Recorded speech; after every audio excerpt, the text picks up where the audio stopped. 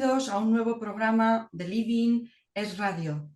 Soy Pilar Jáuregui y hoy nos acompaña un invitado de lujo, Javier Santamarta, politólogo, escritor, divulgador histórico y analista político, un verdadero experto en asuntos europeos y geopolítica.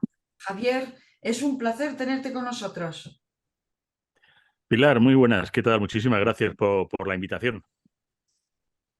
Alejandro también es uno de nuestros colaboradores habituales que va a estar con nosotros hoy. Quería estar en esta presentación del libro de Javier Santamarta. Así que tu saludo, Alejandro. Buenos días a todos. Estupendo. Muy buenas, Bueno, pues Alejandro. hablando de tus libros y de tu última obra, eso no estaba en mi libro de historia en la Primera República, como lo tenemos aquí detrás en pantalla. Ha sido un éxito rotundo en los inicios, por lo menos, ¿no? Cuéntanos cómo Sí, fue tu inspiración para adentrarte en este periodo histórico tan interesante. la verdad es que ahí estoy hablando además con la editorial y bueno, parece ser que dentro de poco pues se pueda esperar incluso una tercera edición. Van dos, no está mal, teniendo en cuenta que es un libro en el fondo de nicho, ¿no? Porque sobre la Primera República, pues es verdad que estamos ahora mismo en el aniversario, siglo y medio, 150 años, un aniversario como muy redondo, pero que no ha tenido mucha trascendencia. De hecho, llegó el 11 de febrero, que fue cuando se hacía ese siglo y medio. Recuerdo que era fin de semana, que era sábado, y en las noticias culturales, fin de semana, que siempre es más dable a que haya cosas de cultura, no salió por ningún lado. Era una cosa que me sorprendió muchísimo. Luego, meses más tarde, llegó el 14 de abril, bueno, que este año toca el aniversario que toca, porque ni es redondo ni mi madre que lo fundó, y como siempre, bueno, las redes, las cosas y tal. Y yo digo, ¿qué pasa en este santo país con el republicanismo? Porque, claro, yo quería haber llamado a mi libro, en el fondo así lo titulo el primer capítulo, haciendo un remedio de una obra de Javier Poncela, ¿no? Pero ¿hubo alguna vez una primera república? Porque es que parece que no hubo una primera república. Hemos empezado por la segunda directamente. Oye, y la primera, porque si hay una segunda es que hay una primera. Nadie lo sabe. Nadie quiere saber de ella.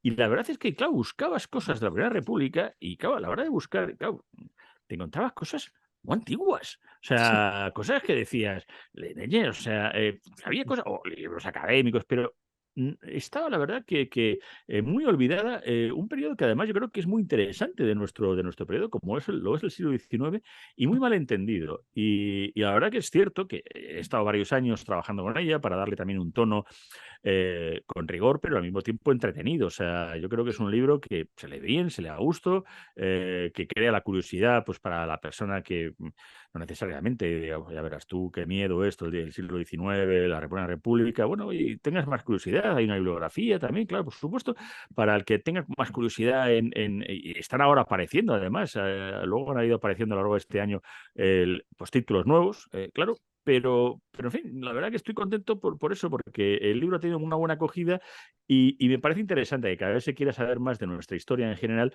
y de periodos, en el fondo, tan tópicas o conocidos de una manera tan superficial. Sí. Javier, ¿qué hitos personalmente a ti te llamaron la atención, los hitos más importantes de la Primera República? Claro, una de las cosas que yo vi es que el parlamentarismo tenía, lo que eran las Cortes, iba a tener una importancia fundamental. Es verdad que, claro, sí, que tampoco tenemos que ponerlo en una trascendencia en la cual, ay, aquel parlamentarismo de entonces, en aquel parlamento de entonces se citaban luego los diputados para debatirse en duelo. Que no digo yo que no esté mal el que se recuperen esas tradiciones, pero bueno, que aquello además pues acaba como acaba en cierta medida con una falta de mejor de estabilidad. Pero bueno, es que lo de la falta de estabilidad o lo de que haya movidas, por decirlo de alguna manera, entre, vamos, y traiciones dentro de los propios partidos, pues lo vemos también en el día a día. Pero que todo este periodo, pues digo que es muy intenso, dura más de lo que en un principio se imagina, es verdad que tiene dos momentos la República, pero que pese a lo que se puede entender muchas veces, la Primera República tiene mayor trascendencia en la posterior historia de España que lo que fue la Segunda. La segunda es verdad que acaba como acaba, una guerra civil y que se va a acabar de una manera, pero la verdad es que si algo vino luego lo que fue la restauración, o en algo fue también el cambio de lo que eran las monarquías, la monarquía en España en ese momento dado, fue como consecuencia también del cambio que viene producido por lo que se llamaba la Revolución Gloriosa, cuando se echa Isabel II por parte de Prim, que es un monárquico, y con ese periodo tan intenso también que fue el sexenio democrático revolucionario. Son 6 años en donde está esa parte de la regencia de Serrano, la parte del reinado de Amadeo, también muy desconocido, y esa Primera República. Esos 6 años yo creo que también cambian bastante la historia de España en un siglo al mismo tiempo igual, tan tumultuoso como podía ser el francés o lo que o como estaba siendo en el fondo en todo el mundo, porque el siglo XIX, dice, es que el siglo XIX, es que en España, yo, claro, que en Estados Unidos, por ejemplo, simplemente tuvieron una guerra civil entre ellos. En el resto de las nuevas repúblicas emancipadas, imaginémonos las que estaban teniendo, o sea, con la Gran Colombia, las cosas que hay, en Japón, Meiji, la unificación de Alemania a raíz de una guerra como la franco-prusiana, la italiana con Garibaldi. Francia tiene 2 imperios, tiene varias restauraciones, repúblicas. Bueno, de hecho, el presidente de la república se convierte en emperador. Leñez, pues es verdad que el siglo francés, la comuna, todo lo que es una salvajada, ¿no? Y sin embargo, nosotros estamos. Ay, es que en nuestro siglo XIX, pues lo que fue en todo el mundo. Sí, yo a propósito de esto me gustaría comentar que nuestros vecinos franceses, ingleses, los alemanes también, saben vender sus fracasos o sus fallidos, porque de un error o o de algo que no salga bien, siempre se puede encontrar mérito, incluso en estas cuestiones, ¿no? Pero en España parece que los fallidos no nos gustan, solo nos gusta glosar las glorias, ¿no? Y esto quizás es una razón por la que la Primera República, a lo mejor considerada como un fallido, pues por lo que comentas de esta etapa tan tumultuosa, de tanta incertidumbre, etcétera, pero incluso de la incertidumbre pueden salir cosas buenas. ¿Qué salió de bueno de la Primera República? Me digo que curiosamente, pero sin embargo sí que se glosa la Segunda República, o sea, y también fue un fracaso. Claro, que se dice que el fracaso vino desde fuera. Bueno, desde fuera vino desde dentro. O sea, si la Segunda República tuvo momentos en que hubo intentos de golpe ya con la Sanjurjada, la Revolución de Asturias, que no fue otra, o sea, en las situaciones de revoluciones y tal, o sea, que tampoco fue una cosa que digamos que era una democracia liberal al uso como la que estábamos teniendo. La primera, pues, claro, nace de un intento también de modernización de lo que era España, claro, tras un intento de hacer una especie de monarquía democrática. De hecho, es lo que es Amadeo, claro. Amadeo es el primer rey que se le elige en unas cortes. O sea, es luego las cortes las que eligen quién continuar, tras una regencia en la que se estaba buscando ese cambio.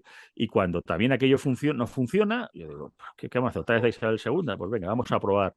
Vamos a probar con el modelo republicano. Pero el problema del modelo republicano español es que no sabíamos, que es un poco, yo creo, que de lo que adolece también el republicanismo en general en España, de no tener claro cuál es el modelo de la república para España. Una federal, una confederal, una unitaria.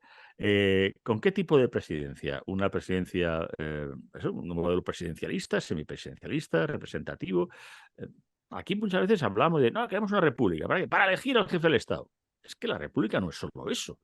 Entonces, los valores republicanos van a estar aquí muchas veces reflejados en algo que luego lo vamos a ver en la restauración de Alfonso XII. ¿Por qué? Porque el propio Cánovas se da cuenta de que, evidentemente, la reina Isabel en el exilio no va a volver. O sea, eso sí que es un jamás, jamás, jamás, como dijo Prim en el Congreso. Y de hecho, va a ver reinar a su hijo y a su nieto, y no va a volver ella. Pero cuando va a venir Alfonso, Cánovas le prepara para ser, como que dice, el preparado de verdad, es el primer preparado. Le está llevando a las mejores academias, a los mejores colegios, y el manifiesto que hace en Inglaterra, en Londres, viene con un cambio que es, yo quiero ser efectivamente un monarca democrático, donde la soberanía ya no está en el soberano. Ya él no va a poder reinar como lo hizo su madre ni su abuelo Fernando VII, imaginémonos. O sea, él sabe dónde va a estar muy claro la soberanía, dónde se va a residir en el pueblo, de los aspectos y tal que van a venir dados por el propio parlamentarismo, con lo cual yo creo que sí que va a influir mucho y sobre todo, claro, en un sistema que no puede ser de un corte federal tan a lo bruto como se intentó, sobre todo en la época de Pi y Margal, porque, bueno, pues tenemos ese difícil encaje territorial en España que yo creo que nos viene desde... Yo creo que desde Sertorio y Pompeyo aproximadamente, porque no hay manera de que encajemos una cosa más o menos desde la época, porque incluso en la época visigoda tampoco nos creamos que la cosa estaba tan unificada, o sea, como pensamos, simplemente porque en el mapa aparentemente estaba todo así. No, no, la cosa también era variada. Pero bueno, pero esta Primera República yo creo que sí que influye. ¿Por qué va a influir? Porque efectivamente el reinado ya de Alfonso XII va a venir dado por esa importancia que va a tener ese nuevo Parlamento que se abre. Es verdad que Martínez Campos se lanza un poquito antes de lo que debiera a hacer esa proclamación del rey, que le podía haber salido bien o mal, porque Cánovas del Castillo no quería que fuera otra vez una proclamación a lomos de espadones, ¿no? Sino del Parlamento, de las Cortes, pero enseguida va a tener esa importancia. A lo que va a llegar luego con el turnismo de Cánovas y Sagasta, que no es un sistema perfecto y que hay mucho caciquismo y que sigue habiendo el clientelismo y todo el tema, pero yo creo que si no hubiera muerto Alfonso XII, no hubiera fallecido, ese rey que estaba preparado, que era más moderno, que era joven, hubiera tenido una la mentalidad que tenía, yo creo que iba, incluso, bueno, ante lo que se dijo ante la muerte, cuando le estaba diciendo, ¿no? Diciendo a Cristina, ¿no?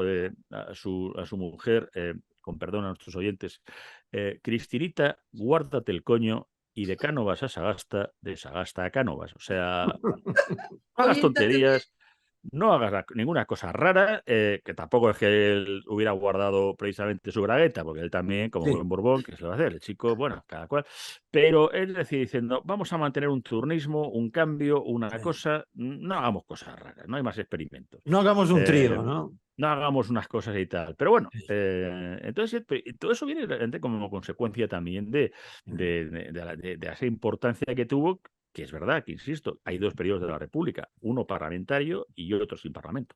Javier, hay un tema que yo creo que lo has tocado en tu exposición, y es que da la impresión que los principales enemigos de la República han sido los propios republicanos. Hay un hecho, yo he vivido unos años en Francia y la República Francesa está basada en unos principios muy claros, ¿no? De la igualdad y de la libertad y de la fraternidad. Y el tema de la igualdad en la República Francesa se llevó hasta extremos muy sangrientos, ¿no? Fue porque fueron muy radicales en concepto a la hora de aplicar la de la igualdad. Vendée. Pero, sí, efectivamente, pero lo curioso es que siempre he detectado en los republicanos españoles una serie de contradicciones que efectivamente los convierten a su vez en sus propios enemigos, en enemigos del proyecto de la República. Me refiero al hecho de que cuando piensan en las repúblicas federales, quieren recuperar para determinadas regiones de España, quieren recuperar los derechos históricos que vienen del antiguo régimen, lo que es una contradicción palmaria, porque la Revolución Francesa vino para acabar con un antiguo régimen. O sea, pretender instaurar supuestamente un régimen moderno como es la República, desde el punto de vista parlamentario, desde el punto de vista de la igualdad, de alguna manera certificar, instaurar de nuevo todas las desigualdades que vienen del antiguo régimen, como son los derechos forales, es que me parece una gran contradicción. ¿A ti qué te parece esto? Sí, no, tenemos muchas contradicciones. Incluso yo niego la mayor con el aspecto de la España cainita y la España en dos, porque no es la España en dos. Es la España de lo que decía, no sé si era Ganivet, de un español es aquel persona que quiere tener un carnet que diga, esta persona está autorizada para hacer lo que le dé la gana. Aquí somos muy anarquistas, aquí somos muy de nuestro país, de nuestra madre. Entonces, aquí, pues dicen, no, es que hay una cuestión entre monarquía y república, no. Porque los monárquicos están divididos entre tradicionalistas e isabelinos, que además, claro, unos tradicionalistas de una tradición extraña, ya que la tradición en España era que las mujeres mujeres pudieran reinar, y los tradicionalistas se basan en que no reinara la hija de Isabel, sino el hermano, porque por el tema de la ley sálica, que es una herencia francesa y nada tradicional, precisamente en España desde las partidas alfonsinas. Pero lo mismo los republicanos luego se dividen entre unitarios y federalistas, pero los propios federalistas se dividen a su vez entre intransigentes. Coño, es que es una especie de mitosis exponencial, o sea, entonces sí. no hay dos Españas, hay dos multiplicadas por dos en base 2, o sea, pero Sí. no, o sea, entonces, claro, cuando se quiere hacerlo federal, ¿qué ocurre? Pues claro, esa república sinalagmática y tal de la que hablaba Pi Margall, que se basaba en las ideas de Proudhon, que claro, no era el jacobinismo que luego vamos a entender en Francia, pues hace que lo pequeño sea de lo pequeño a lo más grande. Eso es muy bonito y queda muy bien, todo lo más pequeño que es el municipio.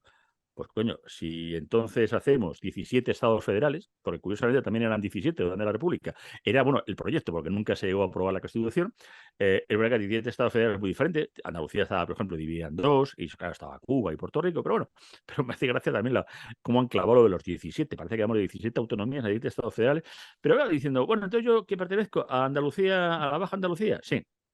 ¿Por qué?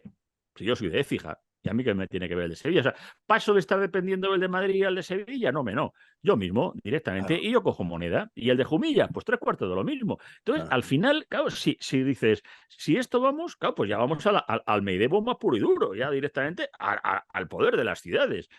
Es verdad que luego ese federalismo intentaba, claro, entender el aspecto, claro, de una manera federal, pero muy a eso, al ancien régime, pero no era independentista. Eso es lo que no era. O sea, me quiero independizar, pero como he dicho, del pueblo de al lado. Pero no Ya. me quiero independizar de España, de la República Federal Ibérica, incluso se hablaba de incorporar a Portugal, pero cada uno con nuestras cosas. O sea, por ejemplo, el cantón murciano, como más en Cartagena, por eso muchas veces se habla del cantón de Cartagena, pero realmente es el cantón murciano, el nombre que así tiene, y así sale además. eh, ellos, en un momento dado, que es porque como tienen la armada, es el que se enfrenta, verdaderamente además tienen y están bajo el bombardeo luego de la escuadra republicana, ¿no? Bueno, como lo que dicen es que Madrid lo está haciendo tan mal, no es que se quieran independizar, no, es que diciendo, proclaman a Cartagena capital de España. O sea, esto es como si Puigdemont, en un momento dado, el día que del este sale ahí diciendo que el Parlamento ha dicho que vamos a ser la capital de España, Barcelona, capital de España, ya está, de tanta tontería. Efectivamente, hay una república federal, lo que se hace es que eso también en aquel momento salió en la plaza de San Jaime, hablando de la república, de ahí va la República Federal Ibérica, o sea, pero no había independencia, o sea, nadie quería irse por libre.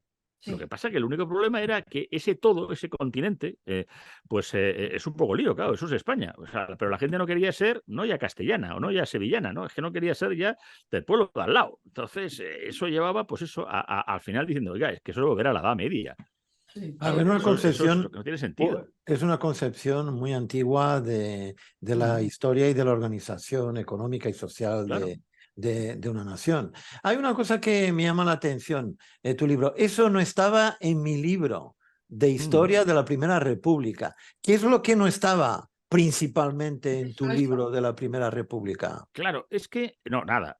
Primero porque claro, si es que, desgraciadamente, pues, digo que aquí llevo un poco al equívoco en otras cosas porque lo discutimos en su momento en la editorial, cuando ya más yo quise poner ese otro título alternativo, porque esto está en una colección que se empezó además con un libro de Paco García del Junco que recomiendo, que es Eso no estaba en mi libro de historia de España, porque era recordar pues hechos que no eran los habituales, como la expedición Balmis, que nunca la estudiamos, o cosas de estas, ¿no? O sea, porque es verdad, hay cosas que no da tiempo a estudiar, porque la historia de España es tan compleja, tan amplia, que no da tiempo.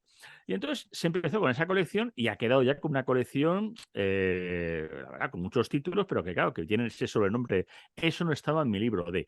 Y claro, cuando llegamos a esto, yo digo, el problema, y lo dije yo a la editorial, dice, es que mi libro de la Primera República es inexistente, porque, insisto, que es que estamos hablando del libro de esta antigüedad, de que se pasaba de largo de esa manera y pasábamos incluso por diciendo, y llega la Primera República con 4 presidentes, Figueras, Pi Margall, Salmerón y Castelar, y entonces, que hay 5. ¿Cómo que hay 5? Sí, es que Serrano, que era regente, Sí, Resulta que acaba siendo otra vez presidente. Pero es que tampoco ninguno de ellos son presidentes, porque no son presidentes de la República, porque nunca se constituyó, nunca hubo una constitución y, por tanto, oficialmente, jurídicamente, son presidentes del Poder Ejecutivo, pero no de la República. sí, sí, sí. Y una parte es una República Federal y, ya insisto, y hay otro durante un año que es una República unitaria, que dura tanto como la federal. Sí. Porque cuando se hace el golpe de Pavía, por ejemplo, todo el mundo dice, y entra, bueno, que por supuesto también el caballo de Pavía tampoco entró en el Congreso, es otra de las cosas que, bueno, pues no acaba con la República, acaba con la República Federal, pero no con la República, porque pasa a unitaria y se carga lo que se carga es el Congreso. Disuelve las Cortes, pero no disuelve la República. Es más, incluso le llegan a preguntar a Pavía, bueno, entonces que llamamos al príncipe Alfonso y dice, no, no, a mí no me. Yo lo que quiero acabar es con este follón que tenemos, porque no hay manera de acabar con el cantonalismo. Estábamos en plena guerra de Cuba, la primera, que va a durar 10 años. Estamos también con una de las guerras carlistas. Hay autores que hablan de la que es la tercera, otros que es la segunda, porque la de en medio, pues no sé, que dice que estaba muy localizada, pero bueno, pero es que estábamos con 3 guerras civiles dentro de España. Entonces decía, esto ya está bien. Y ahora, claro, y Castelar pierde una moción de confianza, y Serrano, que es capitán general, que sabía cómo iba la cosa, y diciendo, si pierde, yo entro, disuelvo, otro quinto presidente del Poder Ejecutivo no se aguanta. Venga, esto no puede ser así. Incluso quería que Castelar fuera el que continuara en el cargo, ¿no? Por parte de Pavía. O sea, y todo eso, pues te digo que es curioso, no se enseña. O No. sea, y está ahí, o sea, vamos a ver, que al final tampoco es una cosa más a los libros, y verdad, pero es que hay muchas cosas que no estaban en nuestro libro, por decirlo así, de la Primera República, y que al final nos hace confundirnos, ¿no?, en el tópico, y que queda como un momento de caos, pero no sabemos ni el por qué, ni qué consecuencias tuvo, porque claro, ahí está el propio Amadeo, cuando se marcha ya, eso diciendo, Exacto. oiga, es que los enemigos de España están dentro, es que yo no me puedo enfrentar con nadie. Es que Amadeo, claro, nada más llegar ya se han cargado a su valedor, que es Prim.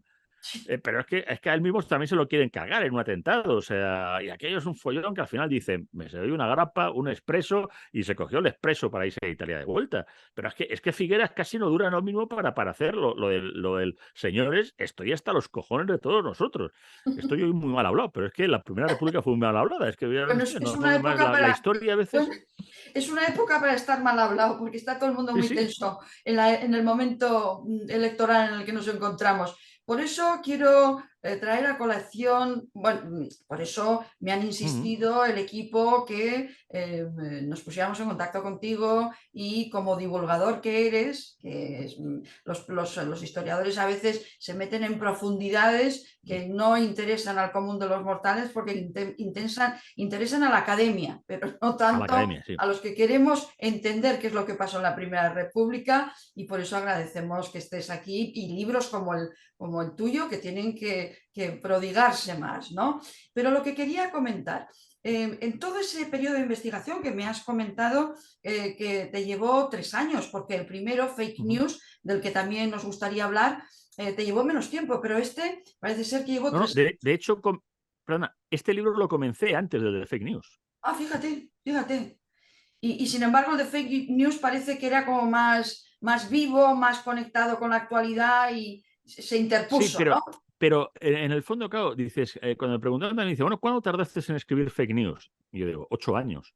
Ah, ¿Por qué? Porque son los 8 años que llevo en el fondo trabajando este tema. Claro, yo cuando empecé con él, siempre tuvimos héroes, y empiezas a ver, siempre te quedas, claro, vas conociendo cosas, vas dejando cosas en el tintero, luego decimos con él, siempre estuvieron ellas, todas las mujeres que hay, y te vas dando cuenta de muchas cosas que luego ya vas trabajando en artículos, en ponencias, entonces vas efectivamente teniendo una base en la que durante años vas recogiendo todo un material, vas incluso perfilando cosas que te das cuenta de cómo efectivamente la leyenda negra empezó. Yo empecé también a organizar las jornadas de la leyenda negra en San Lorenzo del Escorial, que este año pues será el 30 de septiembre, siempre intentamos que sea el último fin de semana de septiembre, y la vamos a dedicar a Felipe II, pero es la quinta edición, no está nada mal, y nunca se había hecho. Entonces, claro, al final cuando dijeron hacer una cosa sobre la leyenda negra, dije, oye, ¿por qué no hacemos algo simpático, algo incluso más gamberro, ¿no? O sea, la verdad que lo hice con un estilo muy abierto, muy desenfadado, como me decía mucha gente, y claro, me dice gente que me ha escuchado en la radio, dice, hombre, de hecho acabé haciendo el audiolibro, dice, es que te estoy escuchando más que leyendo, ¿no? Pero me pude permitir eso y por eso incluso en aquel momento hasta lo de la fake news de Trump, decimos un poco la broma, pero luego hablamos eso de los bulos y patrañas negrolegendarias, pero tenía la broma y lo del fake news. Claro, me fue más rápido la redacción, pero claro, realmente el bagaje de trabajo pues es grande, pero con anterioridad yo ya llevaba hasta con la Primera República y claro, yo me encontraba diciendo, caramba, qué densidad de temas, los libros muy antiguos, había que ir al diario de sesiones, leerte las cosas, a los periódicos de la época, que muchas veces reflejan las cosas, pero claro, al final diciendo, y ahora yo esto, ¿cómo lo hago? Como bien has dicho, en un libro divulgativo. Yo no soy historiador ni pretendo serlo, hay historiadores que están ahí, que trabajan, pero hay veces que dicen, que la divulgación son solo anécdotas. Bueno, a veces la anécdota te lleva a tener curiosidad sobre algo, como Sí. aquellos libros magníficos de los que alguno ya que tenemos ciertos años recordamos de Carlos Fisas, ¿no? De historias de la historia. Entonces decías, oiga, es que esos libros a lo mejor pues mueven al interés más que a lo mejor un libro de don José Varela Ortega, que son magníficos, Sí. pero hay que tragárselo. Entonces, y claro, yo la verdad, me ha costado mucho, pero porque fue la lectura, qué esquema hacía, yo la verdad que estaba luchando y luego al final, pues ya cuando encuentres más o menos la forma, haces la criba y se trabaja, tengo la mala suerte de que está revisado historiográficamente por un doctor en historia especializado en el siglo XIX, que es Daniel Aquiullé, que además tiene también algunos libros, ha sacado un libro sobre el siglo XIX muy interesante. Y bueno, para mí también, oye, que también un marchamo por parte de un doctor en historia que diga, pues, oye, pues sí, pues mira, pues está bien, es una obra, por eso, de divulgación, pero que a veces el intentar divulgar de una manera amena y rigurosa, la verdad que a veces, hombre, no es por echarme aquí flores, pero vamos, lo he intentado, pero la verdad que es un trabajo a veces que el historiador no lo valora muchas veces. Algún historiador, pues ya te digo, el propio Daniel y muchos otros y tal, pues sí, Javi- pero yo creo que es trabajo de todos. Javier, una curiosidad. ¿Por qué los políticos, por regla general, no se llevan bien con los historiadores? Hombre, pero muchas veces porque yo no sé si es una cuestión de odio mutuo, pero es que a veces el político tiende a querer utilizar la historia para sus fines, ¿no? Entonces, yo recuerdo cuando Esquerra Republicana de Cataluña, por 2 veces, una de ellas en el Parlamento Europeo, saca una propuesta para que las aeronaves del Ejército del Aire quiten el símbolo franquista de la Cruz de San Andrés de los aviones.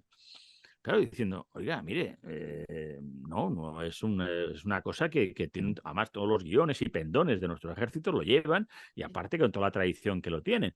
Ya, pero es que se puso en la época de Franco. Bueno, sí, porque es que hay un problema, y es que la forma de los círculos concéntricos con los que habitualmente se ponen en los aviones, claro, la única diferencia de la aviación nacional con la aviación republicana o del ejército sublevado y tal, o sea, el puntito morado o rojo, lo cual en el aire se ve muy mal.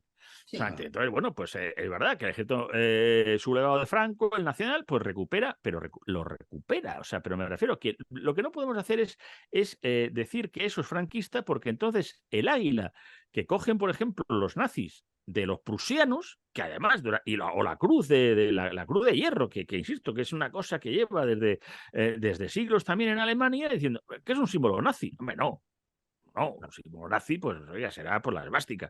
Pero es que la Cruz de San Andrés no lo es. Entonces, esos usos a veces torticeros de la historia, de águila que ven, ya esta águila ya es franquista. Oiga, mire, que haya utilizado un franquista no quiere decir que esto sea así, ¿no?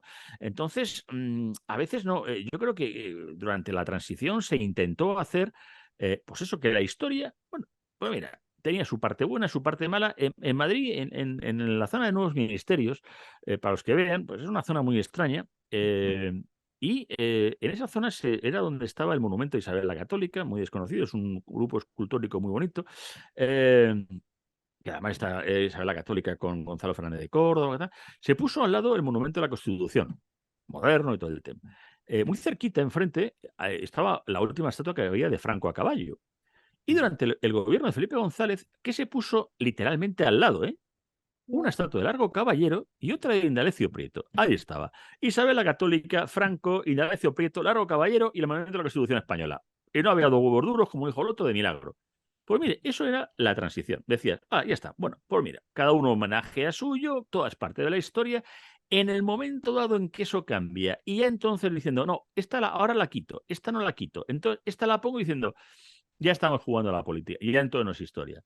Pues, me acuerdo incluso cuando también la minoría catalana, cuando se hizo la estatua de Blas de Lezo de Salvador Amaya, cuando se erigió en Madrid, dijeron que no se podía permitir una estatua de alguien que había bombardeado Barcelona durante el sitio de 1714. Claro, yo además se lo dije a uno de los diputados catalanes, yo digo, no subáis por la calle Alcalá que os va a dar un infarto porque os vais a encontrar con la estatua de Espartero. Y Espartero bombardeó desde Montjuic, ¿no? Entonces, ¿qué, quitamos también la de Espartero? ¿Cuál más queréis que quitemos? Bueno, la historia no es eso, o sea, en fin, está loco. ¿Qué te parece la memoria histórica? ¿Tú qué opinas de la memoria histórica? Pero si es que, porque es que no es un sentido, o sea, la memoria histórica o la memoria democrática, es que la historia no es una cuestión de memoria, porque además es que digo, son conceptos políticos que no tienen nada que ver, o sea, no, mire usted, lo que hay que hacer, mira, recuerdo además, lo voy a decir con un ejemplo que es... También fue muy paradigmático cuando en Madrid, en la capital, se empezó también así con bueno, como pasó toda España, con el cambio de calles, que en Barcelona, por ejemplo, pues ahí vemos a Bacalao quitando la del almirante Cerveza, llamándole literalmente ese facha, o sea, al almirante Cervera, que era uno de los militares más liberales, por decirlo así, del siglo XIX, muy facha, pero bueno, ya estamos. Entonces, cuando se estaba con el tema de los cambios en Madrid, también hubo varios problemas que había, ¿no? Y entonces una de las calles más polémicas fue la de Caídos de la División Azul. Entonces, bueno, al final acabaron nombrando, cambiaron la persona que llevaba este tema de memoria democrática a Paquita Sauquillo. Francisca Sauquillo es una dirigente del PSOE, pero que fue originalmente de la ORT, de la Organización Revolucionaria de Trabajadores, fue una de las abogadas de Atocha, de ello fue ella la que encontró tal vez ese asesinato terrible que hubo de los abogados de Atocha. Bueno, y cuando le preguntaron por esa calle, lo primero que suelta dice, no hay que quitarla. Claro, se quedan todos diciendo, ¿por qué? Dice, bueno, en todo caso habrá que explicarla. Pero yo lo que he hecho en falta es una calle a la división Leclerc, a los republicanos que lucharon contra los nazis y liberaron París. Sí. A mí me gustaría poner una... O sea, yo no estoy... Pero, o sea, hay veces que diciendo, oiga, es que estamos jugando en vez de intentar...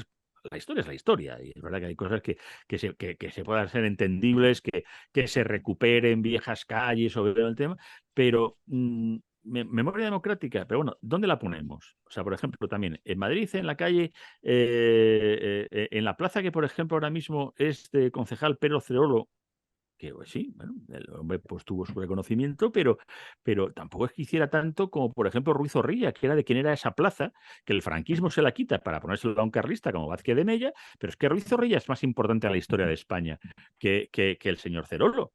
Bueno, pues vamos a recuperarla. Entonces, vamos a recuperar esa plaza en su tema original.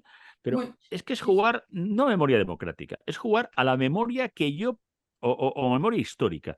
No, vamos a jugar a la memoria histórica que yo quiero. Claro. Muy bien dicho. Y que la limito y la delimito en el momento que yo quiero y con quien además a mí me parece que sea... Hombre, eso entonces no, eso jugar con cartas. Nos vamos quedando sin tiempo como siempre. Nada, por favor. Es una lástima y te emplazamos a un nuevo encuentro pasado el verano, si quieres, para hablar de lo que no hemos podido hablar hoy.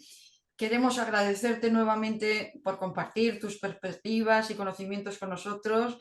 Ha sido una entrevista divertida, enriquecedora, por el desenfado que has mostrado. Un verdadero honor. Y a nuestros oyentes les recordamos que los libros de Javier Santamarta, como Eso no estaba en mi libro de historia de la Primera República y Fake News, son una fuente valiosa de conocimiento histórico con un toque de humor siempre presente, como han visto hoy. No duden en leerlos. Así que agradecemos por sintonizarnos una vez más en Living es Radio. Hasta la próxima.